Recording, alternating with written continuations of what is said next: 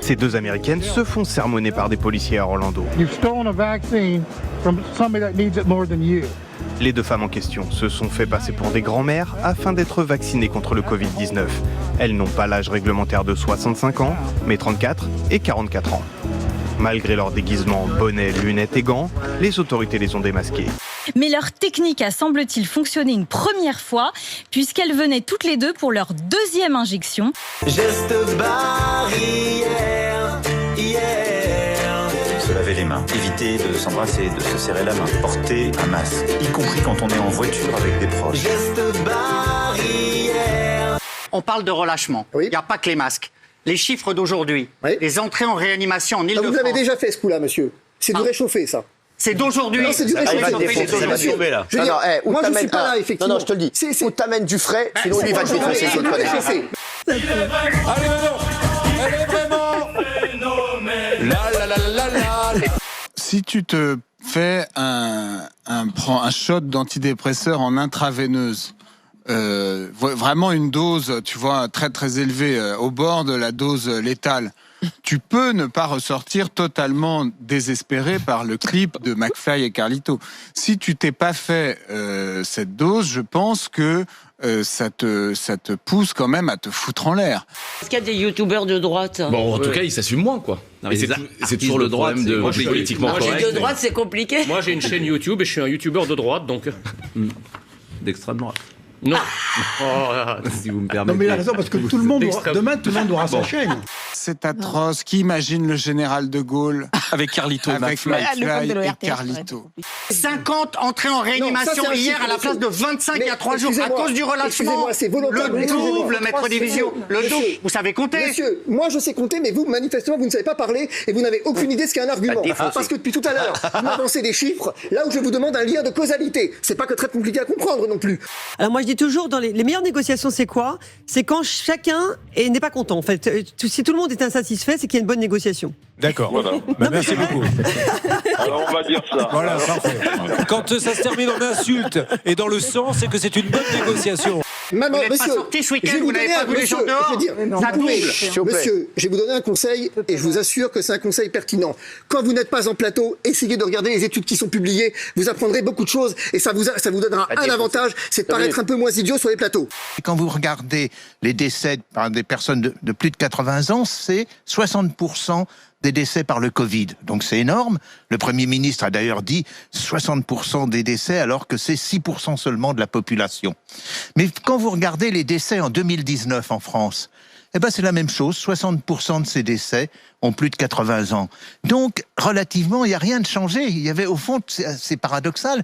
Eh bien, aux États-Unis, le département de la santé publique de New York recommande, pour éviter la contagion, de se masturber. Leur credo, vous êtes votre partenaire sexuel le plus sûr. Il y a des endroits où les chats, ils aiment pas qu'on leur fasse des gratte-gratte. C'est comme les hommes. L'endroit qui me tende. L'endroit qu'ils vous tendent. Très bien, on va vraiment passer à Christian, hein, parce que... Qu'est-ce que c'est que ça? Qu'est-ce que c'est que ça? Alors, je vais vous montrer les coulisses de l'exploit quand même. Regardez avec la grue. Regardez pour vous faire ces images-là, ce qu'on est obligé de faire à la télé. Je vous présente Aurélie et Nicolas, voilà.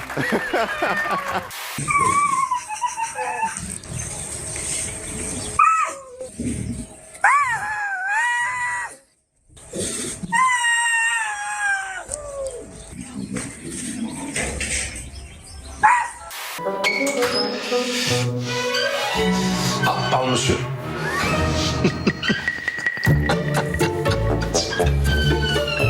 Je suis pas tout seul en fait. C'est énorme. Vous les créez? Philippe Etchebest. Philippe Etchebest? C'est votre passion? Aïe aïe aïe. Philippe Etchebest, c'est cauchemar en cuisine, on est d'accord, hein? Ah bah tant pis. Non, c'est pas ça. Mais non, ça peut être Top Chef. Non mais attention! Oh là là, Christian, vous avez failli assommer le voisin. Ah ben ça, il fallait bien que ça arrive. Et c'est très drôle parce que les toits sont vachement grands. Et ce mannequin là, qui vous regarde en fait comme vous êtes seul, vous regardez une chaise. Si on est plusieurs, on peut attendre son tour. C'est magnifique. Magnifique, hein? Hein? Voilà. Ah, vous êtes impressionné. Il y a personne qui m'impersonne personne. Pardon? C'est ça qu'on dit? Non, pas tout à fait. Il y a personne qui m'impressionne, personne. Pour moi, on vaut toutes pareilles.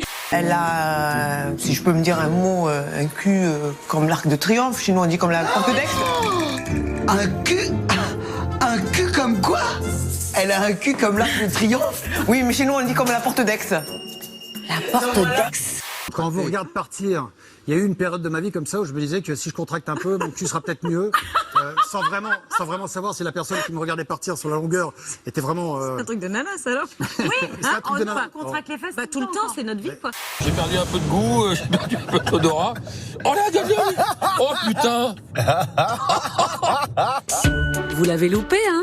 Allez, juste pour le plaisir, on vous le remet. Oh là, regarde. Oh putain. Emmanuel Macron a grossi. Alors ça, c'est... Et on l'a vu, là, dans cette petite vidéo, c'est vrai. Alors, Emmanuel Macron, c'est le magazine Challenge qui a publié cette indiscrétion il y a quelques jours, et le chef de l'État a pris quelques kilos, figurez-vous. Tu sais comment je sais que t'as grossi?